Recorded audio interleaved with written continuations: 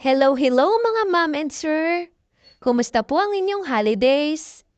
Nasulit niyo rin ba ang oras kasama ang inyong mga mahal sa buhay? Gusto ko nga palang i-share sa inyo on how we spent our holidays together. Pumunta nga pala kami sa aming bukid. Bihira lang kasi ang pagkakataon na nagkakasama-sama kaming magkakapatid dahil na rin sa aming mga trabaho.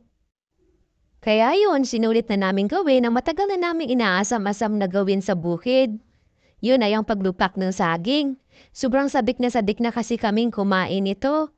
Lalo na kung may kaparis na kape. Kayo po mga mom and sir, natikman niyo na rin po ba ang nilupak na saging? Yung kayo po mismo ang gumawa? Mahirap nga po pala itong gawin. Kaya ang ginawa namin ay tulungan kami sa paggawa para makakain agad. Yung panganay nga pala namin na kuya ang nagtiba ng saging. At yung isa ko namang kuya ang naglaga. Sinamahan ko na rin pala siyang kumuha ng niyog sa tapahan ni mama. Sinubukan niya na rin balatan gamit ang pangkaan. Pangkaan nga pala ang tawag nila dyan. Yan yung pinakamahalagang gamit sa tuwing sila'y nagkukopra. At yun nga po ay biniak niya na ang niyog. At tinikman pa ang sabaw. Pagkatapos po niyan ay agad na rin po pala niyang kinudkod. 2 niyog nga po pala yan para mas masarap ang nilupak. Si Bradrico nga pala yan ang nagbubuhat ng lusong, isa sa mga tauhan ni mama sa niyugan. At nag-aalaga na rin ang aming mga baka. Sinimulan na rin nga po pala ng kuya ko na hugasan ang lusong. Matagal na rin kasi nakastack lang sa tapahan. Habang nilalaga namin ang saging at inaantay na maluto, naisipan nga pala ng kuya ko na painumin ng mga baka. Makikita po ninyo uhaw na uhaw sila. Nakakaawa din talaga ang mga hayop dahil sa panahon natin ngayon. Maliban sa tuyo ng mga damo, wala na rin halos tubig ang mga ilog, kaya kailangan talaga huwag silang kalimutang painumin ng tubig. Tsuran! Ay na po pala, malapit ang maluto ang mga saging.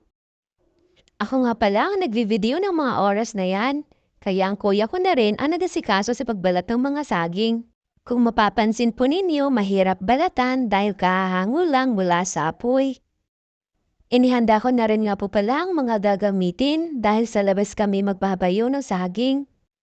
Una nga po pala naming binayo sa lusong ay ang mga balat ng saging para mas malinisan ang lusong.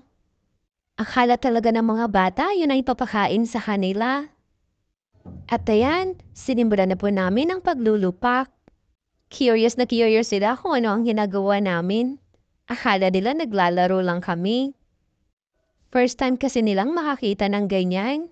Once in a blue moon na kasi silang makapasyal dito sa bukid. Nilagyan na rin nga pala namin ng niyog at asukal para mas mablend ng maayos sa saging. Kinulit-tuloy lang pala ng kuya ko ang pagbayo sa saging para mas maging pino ang texture ng aming nilupak. Noong mga oras na yan, gustong-gusto ko na talagang tumikim. Pati ang mga bata, feeling ko taham na rin kumain. At ayan, kung mapapansin po ninyo, ay hirap na po ang kuya ko sa pagbayo ng saging. Ibig sabihin po niyan ay pwede nang kunin. Maganda po ang naging texture. Naging mas malagkit po ang saging. At ayan, di naman nakatiis ang mga pamangkin ko. Gustong-gusto nang tumikim. Yan na nga po pala ang first wave ng aming nilupak na saging. Agad na rin po naming sinunod ang pang second wave. Marami-rami po kasi kaming kakain. Kaya kailangan, marami kaming magawang nilupak. Same process lang po ang ginawa din namin dyan. Unti-unti lang namin dinurog ang mga saging. At kapag durog na, ay nilagyan na rin po namin agad ng niyog at asukal. At ayan, kung mapapansin po ninyo, ay ang kapatid ko naman na bunso ang pumalit sa kuya ko sa pagbayo.